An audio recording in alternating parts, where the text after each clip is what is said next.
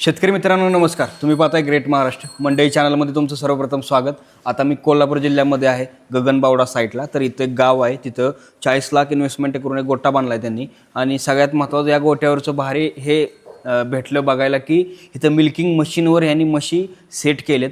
तर आता आपण हा व्हिडिओ बघूया की त्यामध्ये ह्यांनी कसा हा इन्व्हेस्टमेंट केलं आणि गोठा बांधणीसाठी किती खर्च आला, सगळं नियोजन कसं आहे आणि ही आयडिया कशी आली. आणि जर तुम्ही जर म्हैसपालन व्यवसाय करणार असाल तर तुम्हाला या व्हिडिओमधून पूर्णपणे माहिती भेटणार आहे, जेणेकरून तुम्ही जर असा व्यवसाय करायचा तुमची इच्छा असेल तर हा व्हिडिओ तुम्ही पूर्णपणे बघा. नमस्कार. नमस्कार. तुमचं नाव आणि एकदा पत्ता सांगितला. माझं नाव तुषार पांडुरंग पाटील, राहणार असतोली, तालुका गगनबावडा, जिल्हा कोल्हापूर. बरं, तुमचं नाव सांगा. माझं नाव विद्या तुषार पाटील, राहणार साळवन, तालुका गगनबावडा, जिल्हा कोल्हापूर. ओके. हे तुमच्या दोघांच्या आयडियातून हा गोठा तुम्ही उभा केला आहे? हो. बरं, कधी सुरू केला हा गोठा बांधण्यासाठी? बांधणीची सुरुवात आत्ता दसऱ्याच्या नंतर केलेली आहे, ऑक्टोबरच्या शेवटी. बरं, आणि टोटल आता हा जो गोठा बांधलेला आहे तो किती जनावरांचा आहे? आत्ता जनावरांची 40ची कपॅसिटी आहे गोठ्याची, 40 जनावरांची. बरं, गोठा बांधण्याची आयडिया कशी काय आली? हाच व्यवसाय का बरं तुम्हाला सुचला आणि तुम्ही सध्या काय एज्युकेशन काय झालेलं? हां, मी डॉक्टर आहे. माझं स्वतःचं क्लिनिक आहे, जनरल प्रॅक्टिशनर आहे. साळवणमध्ये मी गेली 12 वर्ष झालं कार्यरत आहे. अधिक आमचा घरचा अर्थमूव्हर्सचा बिझनेस आहे, जे हे सांभाळतात. दोन्ही बिझनेस आमचे चांगले चाललेले आहेत, पण आम्हाला असा काहीतरी एक बिझनेस पाहिजे होता जो एके ठिकाणी स्थिर स्थावर असेल आणि ज्याच्यासाठी आम्हाला कुणावरतीही अवलंबून राहावं लागणार नाही. म्हणजे समजा आता दवाखान्याचा बिझनेस आहे, तरीही त्या ठिकाणी येणाऱ्या नंबर ऑफ पेशंटवरती ते अवलंबून राहिलं.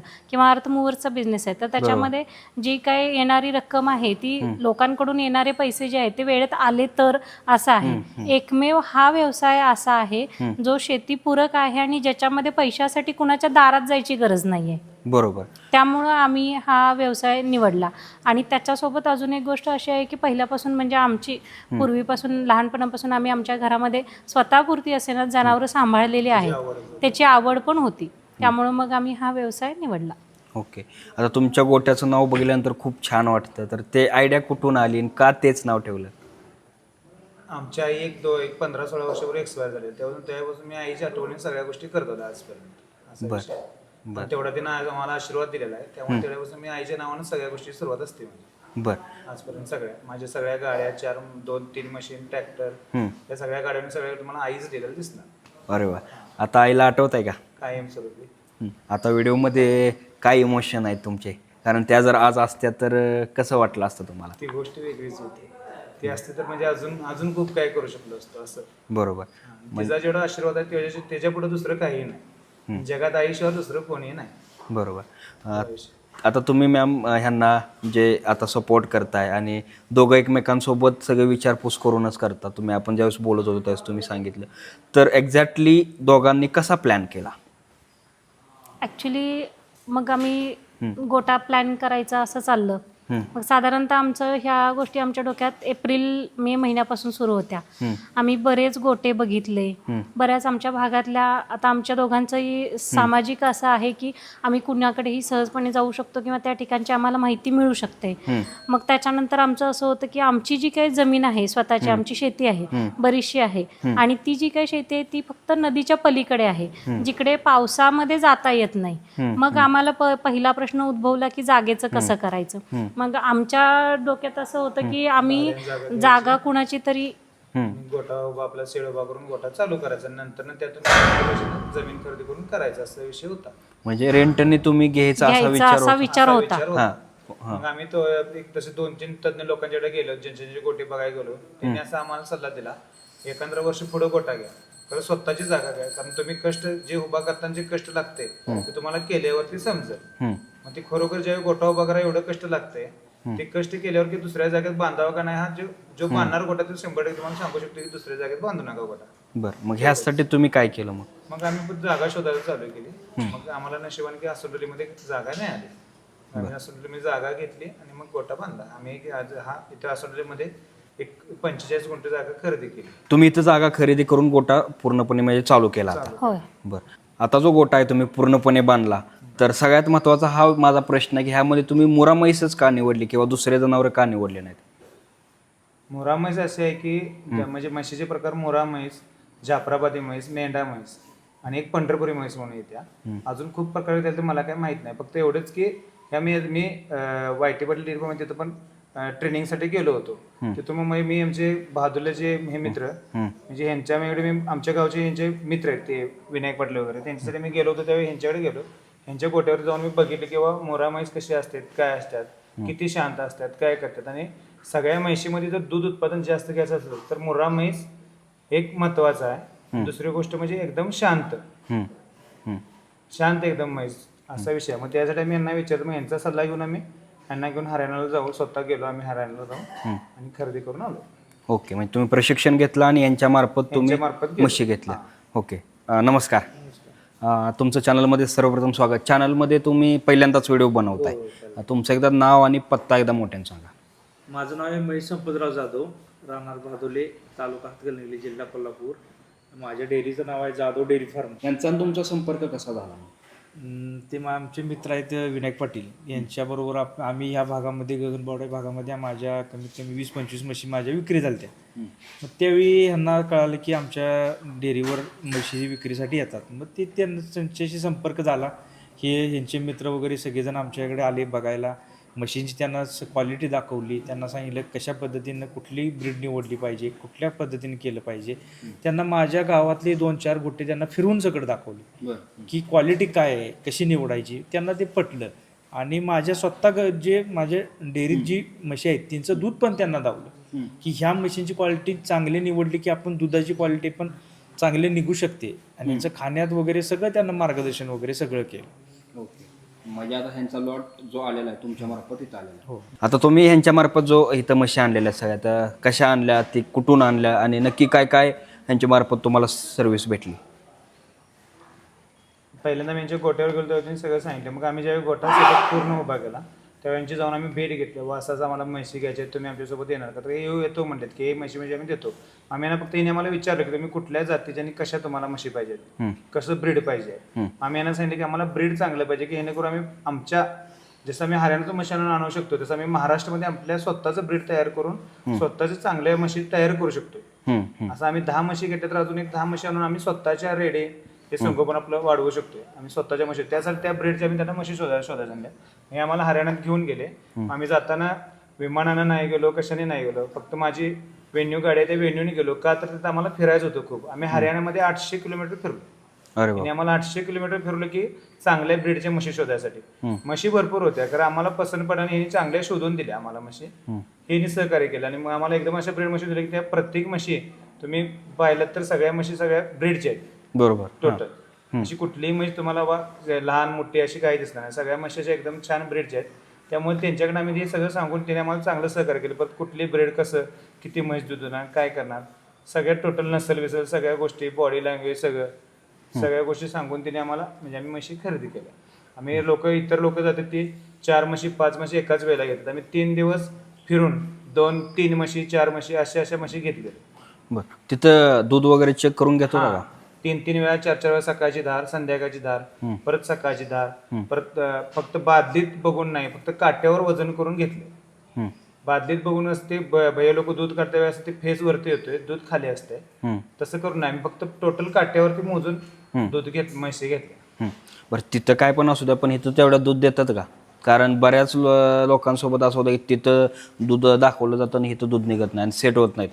जसं आपल्या महाराष्ट्रामध्ये लोक शेती म्हणून ऊसाचं उत्पादन घेतात. ऊसासाठी आपण जसं लागवड चांगल्या प्रकारची करतो, चांगल्या प्रकारचं पाणी वगैरे देतो, असं सगळ्या गोष्टी करतो व्यवस्थित. तसंच ते हरियाणामध्ये जसं ते आपण ऊस पिकवतो तसं तिथं म्हशींची म्हणजे जात म्हणजे म्हशी उत्पादन तिथं जास्त आहे. प्रत्येकाच्या घरात तुम्हाला असं साईडनं तिथं म्हणजे हरियाणामध्ये कमीत कमी 3 ते 4 गुंठ्यात एकेकाचं घर असतं. एकेकाचं घर 3 ते 4 गुंठ्यात आणि कमीत कमी प्रत्येकाचं 10 फुटानं कंपाऊंड असते. प्रत्येकाच्या घराला गेट असते, कुणीही आत येत नाही. हाक मारली बोलवलं तर जात. प्रत्येक म्हशी अशा पूर्ण आरसीसी मध्ये म्हशींसाठी थंडी लागली तर त्यांच्यावर आपण ब्लँकेट वगैरे टाकतात ती म्हशींना. परत प्रत्येकाच्या दारात ती खीर करतात. आपण म्हशीला जशी तिकडं ओला चारा कमी ओल्याचं जरा प्रमाण कमी आहे. कारण प्रत्येक म्हशीला ती बिलोण्याची, गव्हाची अशी, तर मेथी घालतात, कॅल्शियम, गुळ, साखर हे सगळं घालून त्यांना खीर करतात आणि ते मोहरीचं तेल वगैरे ते करून तिकडे ते मोहरी त्याला सरसो तेल म्हणतात आणि ते करून ते पूर्णपणे म्हशींना खीर देतात. त्यांची खाद्य घालण्याची टेक्निक वेगळी, ती म्हणजे म्हशीला आपल्या जीवासारखं सांभाळतात. तसं जर आपण म्हशीला आपल्या जर म्हशीला आपण इथे जर जीवासारखं जर सांभाळलं त्याच्यावर आपण तिथं ती 100% ती करू शकतात. कारण आपण कमीत कमी तसं जर प्रयत्न केला तर 80% पण आपल्या म्हशी तशा दूध देऊ शकतात. बरोबर. आता किती लिटर दूध द्यायला लागलेत म्हणजे तिथनं जेवढं तुम्ही तपासल्या तेवढं येतं थोड्याफार कसे? आता आम्ही तिथून जशा म्हशी ज्या रेट घेऊन परत जसं तिथं म्हशींचं दूध बघितलं त्या आता म्हशी आमच्या येऊन गेल्या 4 दिवस झाले फक्त गोट्यावरती. बरेच लोकांच्या म्हशी आल्या खूप, तर म्हणजे सेट बराच वेळ होतो, आम्हाला काही प्रॉब्लेम झाला नाही. फक्त इथं म्हशी आल्या व्यवस्थित 4 दिवस झाले परत सेट झाल्या. त्यांना आता ज्या म्हशीचं 10 लिटर दूध होतं, 8 लिटर दूध होतं एका वेळेचं, त्या म्हशी आता कमीत कमी 6 7 म्हणजे अजूनही त्यांचा टप्पा गाठण्यासाठी 2-3 लिटर अजून ते वाढायचे. त्या जसे सेट होत जातील तसं ते होते. फक्त एवढीच एक खासियत आहे की आपलं जे महाराष्ट्रामधलं पाणी आहे ते सगळ्यात 1 नंबर मशीनसाठी आहे आणि हरियाणात जे पाणी आहे ते मशीनसाठी योग्यच नाही. मशीनसाठी पण नाही आणि माणसांसाठी पण योग्य नाही हरियाणातलं पाणी. आता यांच्यामार्फत तुम्ही जे म्हशी घेतल्यात सगळं घेतले काय काय ह्यांनी तुम्हाला पुरवठा केले? म्हशी घेतल्या महिन्या मी तिथं गेलो, ज्यावेळी म्हशी घ्यायला गेलो त्यावेळी तिथं फिरायसाठी सगळ्या सोटी म्हणजे टोटल कुठेही कुणाला विचारायचं नाही काय नाही. त्यांना सगळा हरियाणातला अभ्यास आहे. प्रत्येक गल्ली बोळात सगळीकडे कुठं काय म्हणलं कुठलं गाव म्हणल तिथं जाऊन म्हशी दाखवणे, म्हशी बघून आलं तर राहायची सोय, राहाय वेळ सगळी सोय तिथं. आणि तिथं फक्त राहाय वेळ सोय फक्त जेवणात फक्त जाता येणे सगळं सोय करून फक्त गाडी बोलवणे, त्या मशीनसाठी येताना लागणारे औषधं, परत त्यांना काय लागेल ते आपल्याला काय काय लागणार काय नाही, मशीनसाठी कुठलं औषध द्यायचं काय द्यायचं, परत तिकडून म्हशीकडे येण्यासाठी चांगले तज्ज्ञ भैया म्हणजे येताना म्हशीला जरी काही प्रॉब्लेम प्रेग्नेंट म्हशी असले तर गाडीत हलवून वगैरे व्याला वगैरे काय झालं, परत छोटी छोटी बच्चे असतात प्रत्येकांची, कारण आपण तिथं व्याल्याचं म्हशी करतो ना 4 दिवस 5 दिवसाचे, त्यामुळे ती छोटी छोटी बाळं इथपर्यंत आणणं हे महत्वाचं. आम्ही ज्यावेळी म्हशी घेतल्या तेव्हा 8 हे होत्या, 8 बच्चे होते. ते 8चे 8 पण आहेत आमच्या जवळ सगळे बच्चे सुखरूप आणलेले आहेत. त्यासाठी आम्हाला तज्ञ भय दिले हे महत्वाचं. बरोबर. म्हणजे यांची सर्व्हिस तुम्हाला सर्व्हिस एकदम चांगली. बरं. पेमेंट कसं आहे? पेमेंटचं काय तुम्ही तिथं म्हशी बघा, म्हशी बघून झाल्यानंतर पेमेंट अगोदर द्या असं काय नाही. तिथं म्हशी बघा, म्हशी बघून तुमच्या 5 झाले की तुम्ही 500 रुपये संस्कार दिले तर तुमची म्हस दिली जाते तुम्हाला. 500 रुपये मध्ये दिली जाते. संस्कार दिला की पासून 3 दिवसांनी घ्या, 4 दिवसांनी तुम्ही तिथं कॅश ऑनलाईन देऊ शकता, कॅश देऊ शकता, RTGS करू शकता, NFT करू शकता, काहीही तुम्ही करू शकता. तुम्ही पैसे दिले की तुम्हाला म्हशी तुमच्या येत्यात लोड होत्यात, त्यात 1 रुपयाची फसवणूक काहीही होत नाही. बरं. आता एवढे मोठे तुम्ही दोघांनी इन्व्हेस्टमेंट केलेली आहे, कोणता व्यवसाय करताना फार विचार करावा लागतो, तर तुम्ही दोघांनी हे मॅनेजमेंट कसं निवडलं आणि ते कसं त्याची जबाबदारी सांभाळताय? कसं आहे आम्ही दोघंही पहिल्यापासून आमचे स्वतःचे व्यवसाय करत आहे. त्यामुळे व्यवसाय म्हटलं की त्याच्यामध्ये प्लस आलं मायनस आलं आणि ह्या दोन्ही गोष्टींची जबाबदारी निर्णय जर आम्ही दोघे घेतोय तर त्याची जबाबदारी पण आमच्या दोघांची आहे.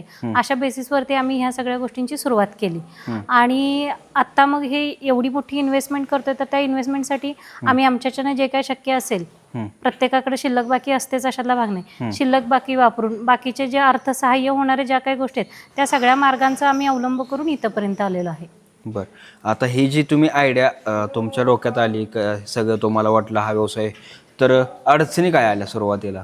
नुसतं आयडिया येऊन पण काय उपयोग नाही, सुरुवातीला अडचणी पण सगळ्यात पहिली अडचण आली म्हणजे आता मी आहे डॉक्टर, हे आहेत अर्थमूव्हर्स, आमची शेती आहे, शेतीकडचा कार्यभाग हे सांभाळतात, मी कधी तिकडं नसते आणि मग तुम्ही गोटा करणार आणि मग तुम्ही पांढरपेशी माणसं आणि तुमच्याच्याने हे शक्य होणार का, हा पहिला प्रश्न. गोट्यासारखी गोष्ट तिथं जनावरांसोबत जनावर व्हायला लागतंय आणि मग तुम्ही हे सगळं कसं करणार, पहिला प्रश्न तो होता. मग आमच्या दोघांची त्या गोष्टीसाठी जर प्रत्यक्षात राबायला लागलं तर ती राबायची तयारी आम्ही पहिला केली, मानसिकता केली आमची.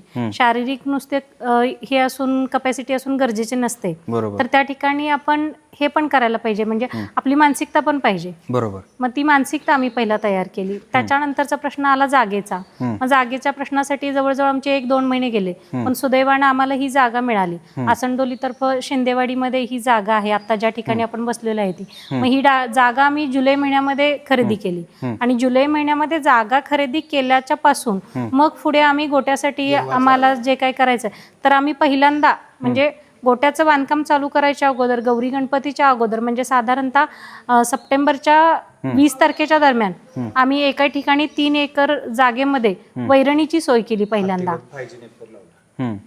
बरं, म्हणजे तुम्ही सुरुवातीला step by step step by पहिल्यांदा स्टेप मी सगळ्या जनावरं गोष्टी आणायची केल्या. तर पहिल्यांदा मी म्हणजे वैरणीचा प्रश्न नको, कारण आम्ही बरेच ठिकाणी पहिले की जनावर आले की वैरण नाही असं होतं, इकडे जा ह्या गावात जा त्या गावात जा असं नाही. त्यासाठी आम्ही पहिल्यांदा एका ते पलेड रावणवाडी म्हणून एक गाव आहे तिथे एका साहेबांची जमीन आम्ही रेंट वरती घेऊन वार्षिक रेंट वरती घेऊन आम्ही तिथे साधारण एक 4 एकर जमीन घेतली. त्यात 3 एकरातला आम्ही हत्ती घास आमचा आहे, 5G नेपेर आहे. कमीत कमी 4-5 महिने झाले आणि 10-12 फूट उंचीचा आता आमच्याकडे अवेलेबल आहे.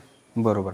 आता बरेच वेळेस काय होतं, काय काय व्यवसाय असे असतात की तिथं मानसिक त्रास असतो, पण हा व्यवसाय असा आहे की काय जनावरं जे आपले मुख्य जीव आहे त्यांच्याकडे बघितल्यानंतर एवढं प्रेम होतं आणि ऑटोमॅटिकली तिथं आपला मानसिक जो टेन्शन असेल तसं तुम्हाला काय जाणवलं का? 100% जाणवलं. कारण म्हणजे तुम्ही आता म्हणताय हे जनावर आणल्यानंतर, तर आम्ही पहिल्यांदा हा प्लॉट घेतल्यानंतर प्लॉटमध्ये ज्यावेळी पहिल्यांदा आलो त्यावेळेपासून आम्हाला ह्या सगळ्या गोष्टींची जाणीव होते की बाबा हा ठीक आहे, आपण कुठेतरी निसर्गाशी बांधलो जातोय. म्हणजे आमची जी काही कामाची क्षेत्र आहेत त्याच्यापेक्षा हे काम जे आहे हे समाधान देणारं आहे.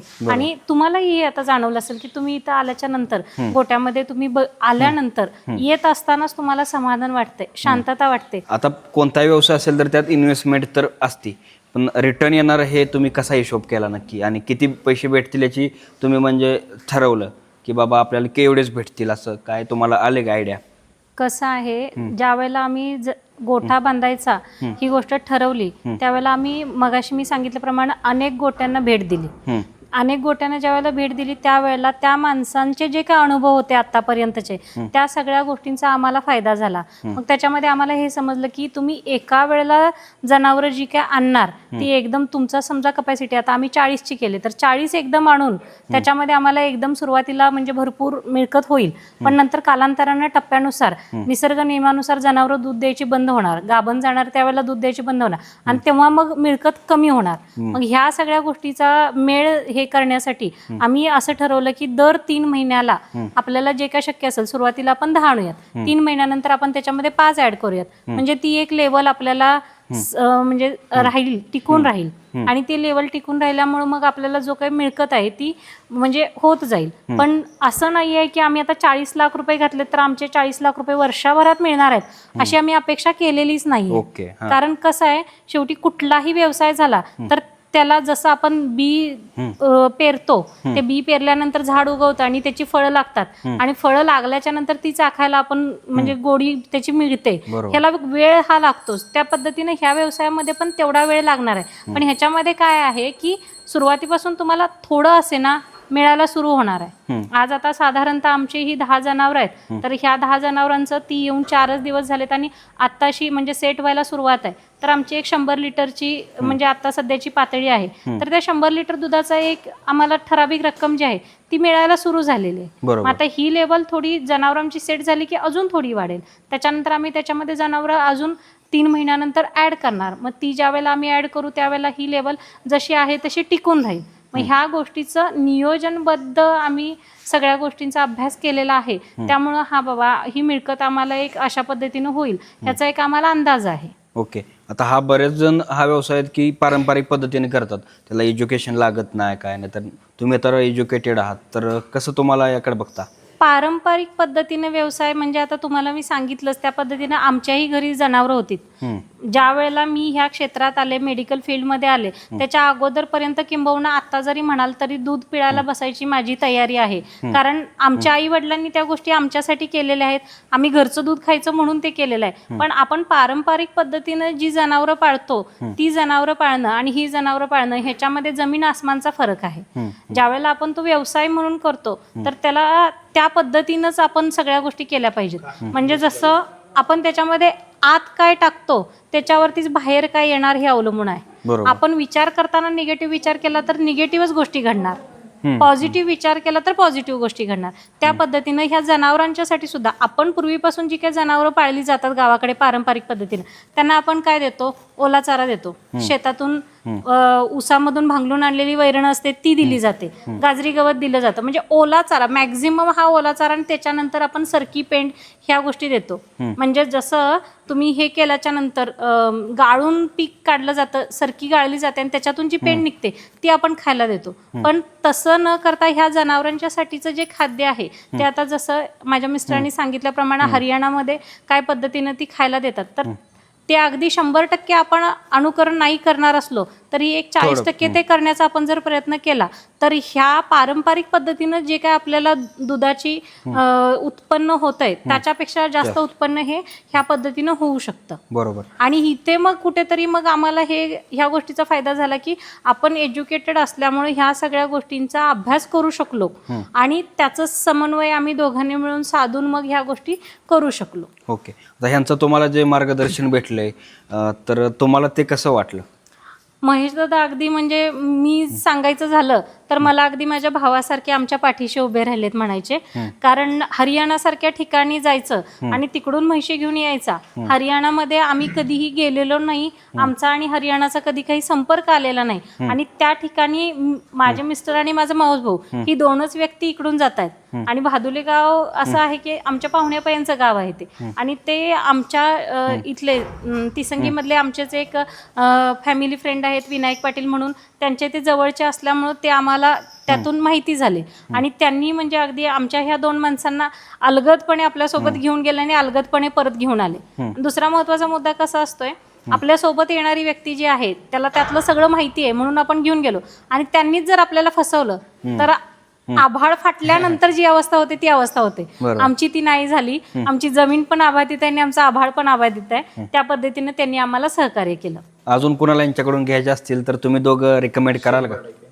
100% मी सांगू शकतो की ज्या तुम्हाला जर कोणी नवीन धंद्यात उतरायचं आहे आणि चांगल्या ब्रीडच्या म्हशी घ्यायचं तुम्ही 100% महिलांचा सल्ला घेऊन त्यांच्याकडे जाऊन त्यांचा मोबाईल नंबर असेल काय असेल ते आम्ही सगळं देऊ शकतो. तुम्ही आमच्याकडे गोठा बघू शकता, म्हशी ब्रीडच्या बघू शकतात आणि बघून म्हशी तुम्ही ठरवू शकता की यांच्याकडे घ्यायच्या.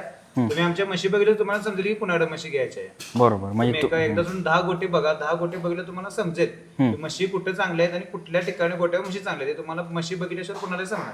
कुठलीही गोष्ट मोबाईलवरून बघणं म्हणजे भले तुम्हाला हरियाणातनं व्हिडिओ येत असले काही असले, मोबाईलवरून म्हशी बघणं आणि लाईव्ह येऊन जवळ येऊन म्हशीला जवळ येऊन बघणं यात खूप फरक असतो. बरोबर. तर आता तुमच्याकडे जे नवीन येणारे शेतकरी आहेत त्यांना तुमचा काय सल्ला असेल? कसं आहे, बऱ्याच गोष्टी बोलण्यासारख्या आहेत. तर त्यात कसं आहे, हरियाणाची जी फसवणूक आहे ती भरपूर आहे. त्यामुळे ज्या क्वालिटीचे ज्या जनावरांची जी आपण निवड करणार आहे ते व्यवस्थित आपण आणि बिन फसता व्यवस्थित करूया.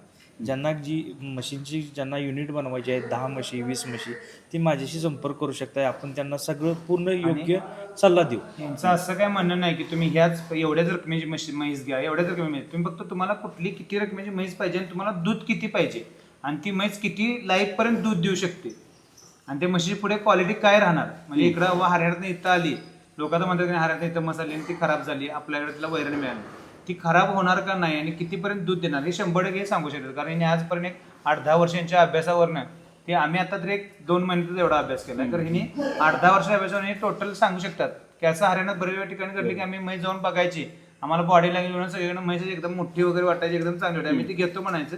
ही बाहेर गेली म्हणजे ती म्हैस नको आपल्याला, का नको ते मला गाडीत बसली की ती कारण सांगायचं. त्या म्हशीचे पाय बघितले जा काय, त्या म्हशीच्या पाठीवर मान बघितले जा काय, त्या मानेपाशी गाड बघितली जा काय, अशा सगळ्या गोष्टी ती सांगाय. इंजेक्शन वगैरे मारून पाना घालणे नाही, म्हशीने डायरेक्ट म्हणजे निसर्गाच्या ह्याच्यानुसार दूध देणे वेगळं आणि इंजेक्शन मारून दूध काढणं वेगळं. ओके. अशा पद्धतीच्या म्हशीने आम्हाला चांगलं तुमची फसवणूक बऱ्यापैकी ती वाचली. हा. तर शेवटचा काय सल्ला असेल? काय ज्यांना म्हशी खरेदी करायची असेल त्यांनी संपर्क करा, योग्य दरात द्या. योग्य दरात. असं काय म्हणजे कुठल्याही म्हशीसाठी बाबा एवढ्याची म्हैस घ्या तेवढ्याची म्हैस असं काही तिथं कंपल्सरी नाही. तुम्हाला जी म्हैस पसंत पडून तुमची किती बजेट असेल त्या बजेटच्या पण तिथे म्हशी मिळू शकतात. फक्त जसं तुमचं बजेट असेल तसं दूध असणार. बरं. आता हे तर जे मशीनने दिसते मिल्किंग मशीन ती कशासाठी आणले? ते आता कसं आहे, आम्ही एक भैया ठेवलाय कामासाठी.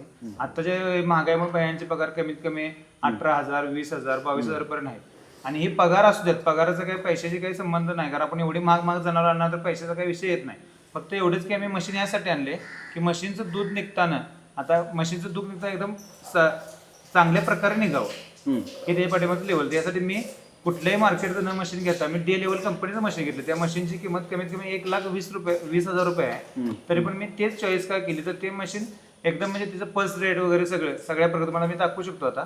त्या पद्धतीने सगळं ते काम एकदम परफेक्ट करतं. आणि मशीनला तुम्ही मशीन लावल्यावर त्या मशीनचा हाताने दूध काढतोय का मशीन काढतोय मशीला पण समजत नाही.